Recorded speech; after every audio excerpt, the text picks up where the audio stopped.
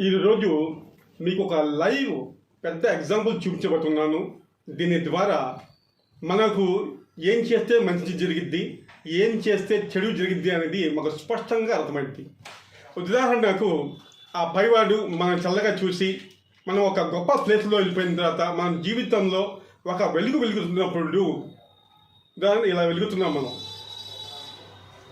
ఇలా వెలుగుతున్నప్పుడు మనం మన చుట్టుపక్కల వారిని పట్టించుకోకుండా, వారిని లెక్క చేయకుండా, వారికి సహకారాలు చేయకుండా, వాళ్ళు ఎవరైనా కావచ్చు, ఏం చేయకుండా, కనీసం వాళ్ళని దగ్గరికి కూడా రానివ్వకుండా కేవలం మనం అని చెప్పేసి కేవలం మనం మాత్రమే వెలుగుతున్నప్పుడు పొరపాటున కూడా ఏదైనా జరిగితే మన జీవితంలో వెలుగు కోల్పోతే అప్పుడు మనం కూడా అంధకారంలో ఉంటాం, మన చుట్టుపక్కల వాళ్ళు కూడా అంధకారంలో ఉంటారు. అదే మనం జీవితంలో వెలుగుతున్నప్పుడు, ఒక వెలుగుతున్నప్పుడు, ఉదాహరణకు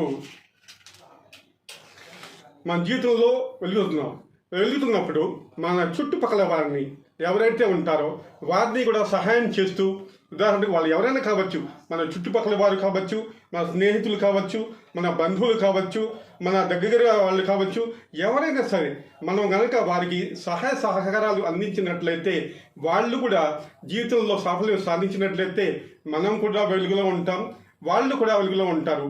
మన వెలుగు అనేది రెట్టింపు అయింది, తక్కువ అవ్వదు. కాబట్టి అటువంటి సమయంలో పొరపాటున మనకి జరిగినా కానీ మన చుట్టుపక్కల వాళ్ళ యొక్క వెలుతురు ఉంటుంది కాబట్టి వాళ్ళ వెలుతురులో మనం ఉంటాం. ఆ వాళ్ళలో మనం సహాయం చేసిన వాళ్ళు ఎవరో ఒకళ్ళు సహాయం చేసినా మనం జీవితంలో వెళుతూ ఉంటాం.